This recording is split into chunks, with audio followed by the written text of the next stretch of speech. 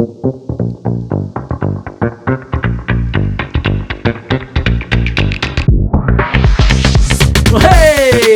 everybody! Welcome to Let's Talk About Things and Stuff, where we talk about things and also stuff. I'm your friendly neighborhood youth minister, Matt Parker, and this is my good friend, Caitlin. Heyo. How was Thanksgiving? It was alright. Yeah? It was very simple, calm Thanksgiving. That's how the most years are for my family. Yeah. Because all we do is we go over to my grandma's and we'll have lunch and maybe play a game or two, but yeah, it's very low-key. That's like an adult Thanksgiving. Do you have kids at all in your family running around? I'm the youngest. Okay. That is at our Thanksgiving. See, what makes Thanksgiving chaotic at my house is that there are 3 million kids running around, and then, also in-laws and people coming into town and stuff like that. So yeah, but it was quiet. We did a few family things, and it was good. It was good. We made a turkey. I don't mean to brag, but I make a mean turkey, and it's not overdone. It's not underdone. It's perfectly done. And I've got my own recipe for a stuffing. It's not like cornbread or the bread stuffing. It's got raisins and apples and onions and all of that stuff. No, you don't eat this stuff. That stuff you like it brings moisture and flavor to the turkey, and it's amazing. I've been eating it ever since. So good. So good. Yeah. I have one question. All right. How does a raisin bring flavor and things to something when it's a dried fruit?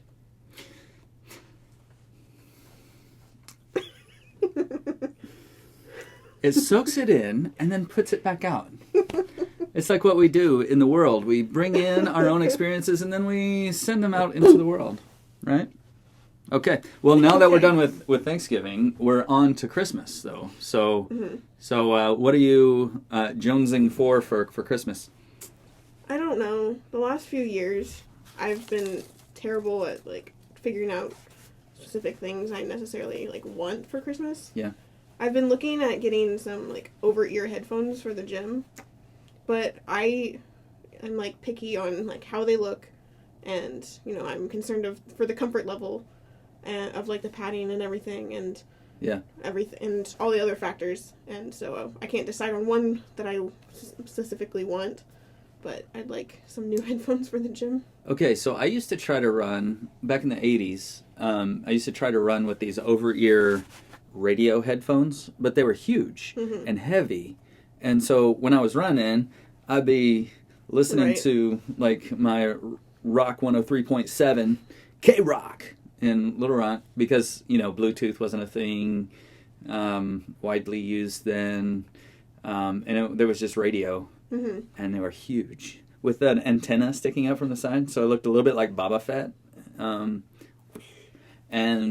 it drove me nuts. Couldn't do it. But you like the over-ear headphones better than the in-ear? Well, I currently have the ones that go into your ear, but I find issue with them slipping out of my ear as I'm working out. Okay. So I'm wanting to try the over the ear. Okay. Because I don't know which one would be better for me, but I would like to at least try them. Because I've seen a lot of people at the gym using those. So yeah. All I want for Christmas is a Mad Hat. And look, I got one! It's not even Christmas yet. I know. Okay, but back to what I was trying to say. We're wanting to know at least one thing you're wanting for Christmas. So, take a screenshot from either, Amazon or a website or wherever you want this item from, and then put in the comments somewhere and show us what you want for Christmas. Yeah. Yeah. I would love to see what you want for Christmas. I'm excited. I can't wait to see it. It's going to be good. I have a gift for you guys. If you come up to the church, First Baptist Church Lee Summit, if you don't know where we go to church, we've got these handy dandy Advent devotionals written by our church staff, and I don't mind saying that they're really good. And so if you haven't picked one up yet, come by the church. Come by Sunday if you want. or if you want it before then, come on by and pick one up. It's a great way to keep track and walk through the Advent season. And like I said, I don't mind saying the content is really, really good. And it also has like weekly, like Sunday morning or Saturday night kind of Advent observances. Like it's really cool stuff. Mm-hmm. So anyway. How many did you write? I wrote 3 of the 4 weeks. I think 3 or 4 weeks that we covered. There are four Sundays of Advent, so I guess 4 weeks, yeah. So, yeah. Okay. Yeah, the first Sunday of Advent is next Sunday, Mm-hmm. December 3rd, that we're observing. And then the 4th Sunday actually falls on Christmas Eve on December 24th, and that's traditionally where you light the Christ candle on Christmas Eve. So we get to do both the 4th tall candle and also the Christ candle. Mm-hmm. So we're getting wacky this year. so anyway, pick up an Advent devotional. It's going to be great. What's that? I don't know what's going on in here. I don't know either. I don't know. I'm feeling... Maybe it was in that peanut cluster you ate. It was pretty darn good. Gayla McKinney makes a really mean peanut cluster. All right, but first, let's get to our cultural consumption. Caitlin? Yep, that's my name. What have you been consuming in the cultural arena? So I have started reading Where the Crawdads Sing, and I'm not that far into it. I've mainly got like the background of the main character and where she lives and her situation. Okay. Like everyone left, just her and her dad's not that great of a person. Oof, yep. And so living situation's not that great, but she's too young to leave at the moment. Yeah. It's where, since I'm only a couple chapters in. So it's crawdads. So where do they live? I'm guessing Louisiana. Mm-hmm. In the marsh. In the marshes of Louisiana? Because they call them crawdads down there. Mm-hmm. Not crayfish. Okay. Yeah. It's a regional thing. Where the crawdads... There's a lot of things that are regional. Yeah. So they're in Louisiana. What time period are they in? I don't remember. I don't memorize details of books. I just read them as I can. Hmm. All right. So what else are you into? I rewatched, being that it is, like, well, I watched it before Thanksgiving, but, probably my favorite Christmas movie is Polar Express. Polar Express. I've never seen that thing all the way through. You haven't? I've never seen it. How interesting. I can't get past Tom Hanks's Uncanny Valley. They made him too real. Well, he only plays, like, 4 roles. I know. And they're making a prequel to that. Oh, really? And it will be on HBO, which I don't have, of course. But I might find a way to try and watch it. Because it's a prequel of, like, how... Well... I've heard him say, "All aboard!" Yeah. What is that person on a train? Because it's not the conductor. I don't know. But it's supposed to be... This prequel is supposed to be his backstory of how he got to being on the Polar Express. And Directly serving Santa Claus. Mm-hmm. To take unwitting children from their homes to the North Pole. To the North Pole and back. Because from what I understand, it might have been, like, he died in an accident and became an angel kind of thing. I don't know. That, like, it was a synopsis I read. Okay. That there was some terrible accident and he... On a train? I don't know. Maybe the train became an angel too. I don't think inanimate objects can become angels.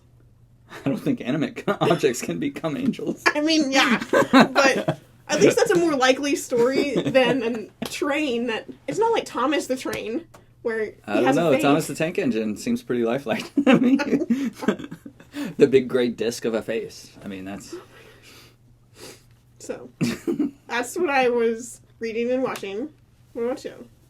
Well, yeah, I forgot. Okay, yeah. So I have been experimenting with OpenAI, which is the artificial intelligence platform that created ChatGPT and the graphics creator called DALL-E.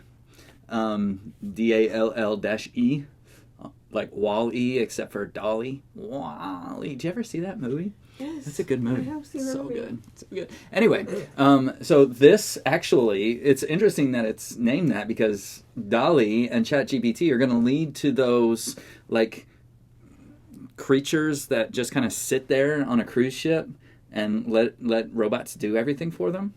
Because ChatGPT like writes stuff, and DALL-E takes pictures and makes it into stuff.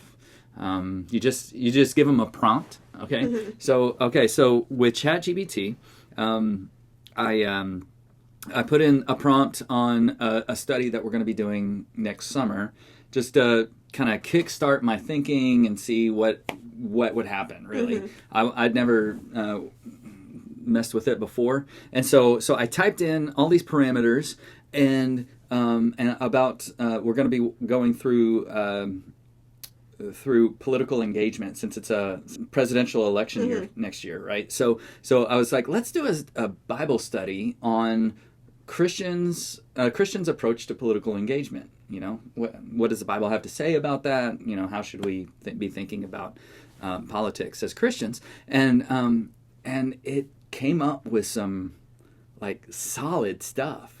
Like the verses mostly were right on. The outline was well reasoned, nuanced, thought out. I mean, it was unsettling for me, because I was like, I am out of a job. Computers are going to take over the world. And then a lot of people are out of a job. yeah, right. And then then last week I was in charge of creating these Etch-a-Sketches for Elf Junior. My daughter's in Elf Junior. And so we were all working together on props, and so I was creating these like oversized Etch-a-Sketches, like in Elf. You know, he's really good at the Etch-a-Sketches. He only makes 85 in a day, and he was 915 off the pace, and you know, all of that stuff. Well, I was in charge of creating the props, the Etch-a-Sketch props, and so I'm working. I was just like, you know what? I wonder what would happen if I got into DALL-E and asked it to create like the Mona Lisa, you know, like in the movie, you know, he's done the Mona Lisa on the Etch-a-Sketch. I was like, what if I put that on one of these Etch-a-Sketches just as a prop and you know, have a nod to the movie like that. And so I put in the Mona Lisa drawn on an Etch-a-Sketch, and it did it. And it was amazing. Like, it took it about 30 seconds to come up with 4 or 5 different options for me to choose from. It was crazy. Yeah. So unsettling. Like, art is being done by this stuff. They're writing songs, music that's actually not any worse than pop music that's being made right now. I mean, it is just crazy what these guys are able to do. And they've been in the news lately. I don't know if you heard, but their CEO, founder and CEO, I think, Sam Altman, was like booted from the company. I think it was last week or the week before. And like the whole company, like all of the employees were like, no, this cannot happen. We're quitting if Altman is out. And so they reinstated him. And instead, the board that booted him was out. And now they've got a whole new board of directors. So anyway, OpenAI, computers, robots, going to take over the world, kill us all. And pretty scary. Yeah, it's pretty scary. Except I've also been reading this book right here. It's by David Brooks, and it's called How to Know a Person. And it's all about getting back to the basics of interpersonal relationships, like how to see somebody for who they are and not be totally wrapped up in my own world, so that I can't really see or hear or listen to someone else. It's pretty good. I'm about a tenth of the way through right now, but so far it's amazing. It just came out a couple of weeks ago, and I'm excited to get all the way through it. So let's talk about the headlines. I saw a story last week about Gen Zers and their intentions on where they want to live, like whether they want to stay in the United States, stay in the same state that they live in, the same city, all of that stuff. And it was a pretty small sample. It was like 3,000 people of the Gen Z, of the generation of Z, and it's like over half of the people who responded said that they planned to like move and live out the rest of their lives in another country. They said, let's see, Japan, the United Kingdom, and what was the other one? Canada were like highest on the list of places that people wanted to live. And they were like, yeah, I'd create a family. I'd live out the rest of my days in this place. Not particularly tied to the United States. What do you think about that? I mean, personally, I don't relate with that. Right. I mean, it's not that I would never want to live outside of the country, but it's not like, a need to do, because did they say anything about as to why they wanted to move out of the country? Yeah, actually, there was,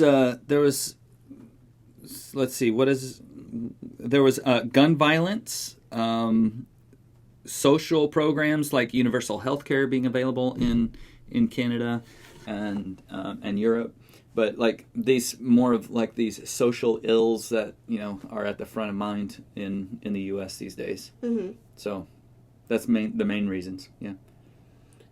I mean, for the healthcare part of it, I'm all for that, but I mean, I haven't set any plans of moving out of the country or have a goal to. I mean, I have a friend of mine, he wants to move to the UK for career opportunities because he has a degree in theater and also has family over there and therefore some connections and will find a greater have better luck finding jobs and work and whatever over there. So yeah. Have you ever been out of the country? I have. Where'd you go? I've been to I flew into London and then my grandma drove to Scotland and through Scotland. That's a dream of mine, is actually Ireland. I've got family out of Ireland, Scotland, and also Switzerland. And I'm sure other places around there, but... Mm-hmm. Yeah, it was part of a... with each grandchild, my grandparents on my mom's side, they're like, oh, pick a spot to go, and then we'll do, a trip. Mm-hmm. And so, like, my oldest cousin, she went to... they went to Paris and then a little bit of Germany. My sister kind of did hers through school, so like my grandparents paid for it, but she went to Belize with a group from school.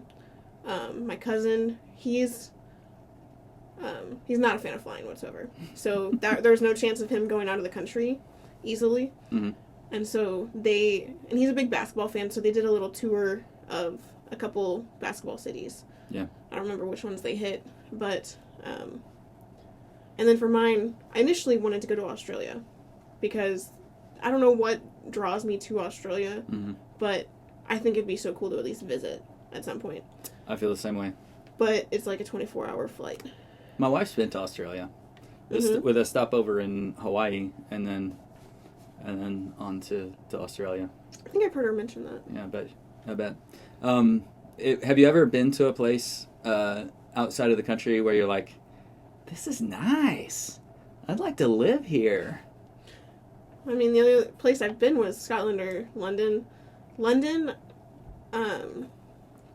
is a bigger city and well populated. It's a little too busy for me. Mm-hmm.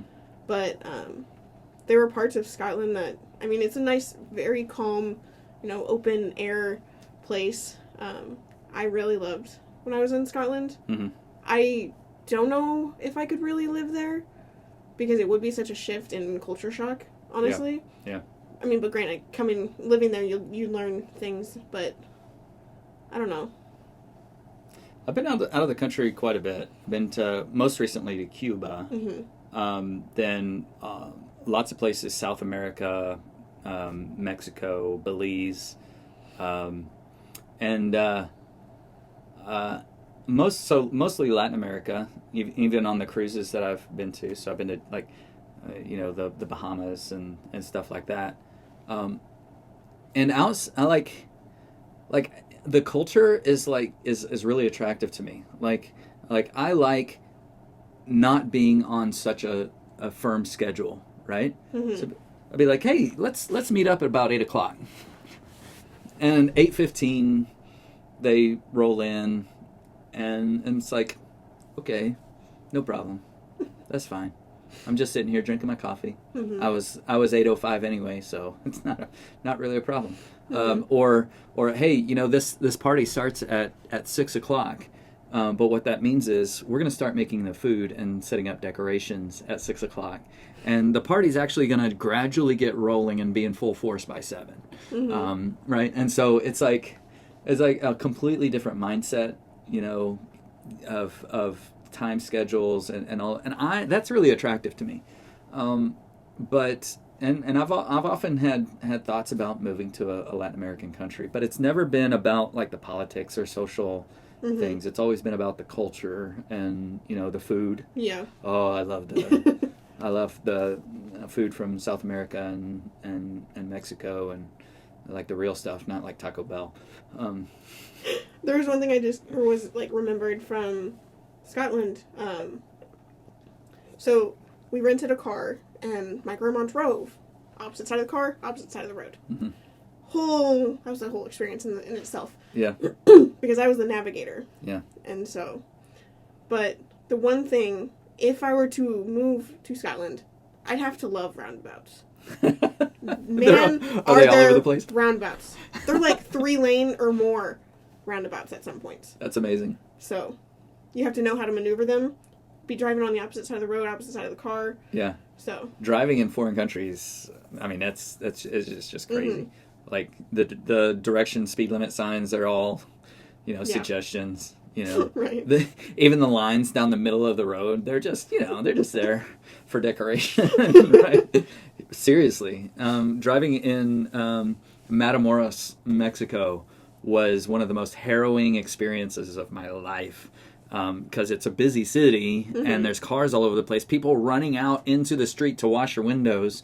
At any time you pause for a minute, Mm-hmm. it was. I was so stressed out after driving through that city. It was nuts.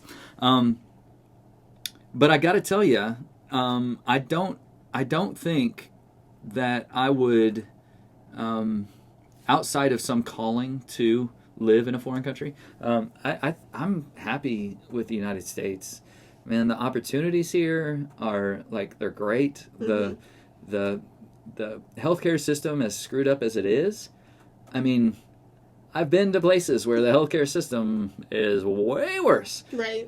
Even the socialized universal health, it's not easy for a country to maintain. And so, all of these social things, I think that we kind of focus on them so much here, and it makes us kind of negative and critical of our own system. But I'm not sure it's any better anywhere else, because we're dealing with people. I mean, maybe like Sweden or somewhere where there's the population isn't as big or diverse or whatnot, and the income is on average higher. But I think as messed up as our system is, I think it's pretty solid in comparison to other places in the world.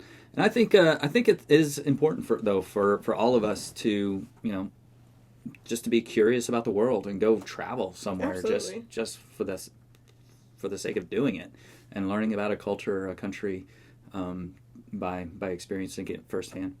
I didn't know Spanish until I went to South America. I still don't know Spanish. I don't know Spanish either. But I learned a lot more Spanish by being fully immersed. I once spent a week in central Mexico, in a small town in central Mexico, deep in the heart of the country, little town called San Felipe. It wasn't quite a week. It might have been like a 5-day trip, and so it would have been 3 days 3 full days in country.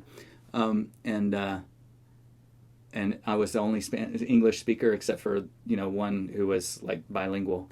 There, I was no one could understand what I was saying when we weren't together, and so it was awesome. It was one of the great experiences of my life. All right, so what about you guys? If you could visit a country or go live in a country, and that be where you live for the rest of your life, where would you want that to be? If you could experience a different culture, what would you want to experience? Yeah. All right. So post it in the comments. Maybe even grab a screenshot and send us a picture. Shoot us a DM. Approach us on the street, or send a carrier pigeon. Whatever floats your boat. Whatever you got available. We just want to hear from you because we love to hear from you guys. So all right. So don't forget to post your Christmas wish list in the comments as well, and post your compliments, comments, whatever you want to interact with us on. Feel free to do so. Well, all right. Well, this is Let's Talk About Things and Stuff, where we talk about things and also stuff. I'm Matt Parker, and this is Caitlin, and we'll see you later. So random. What in the world?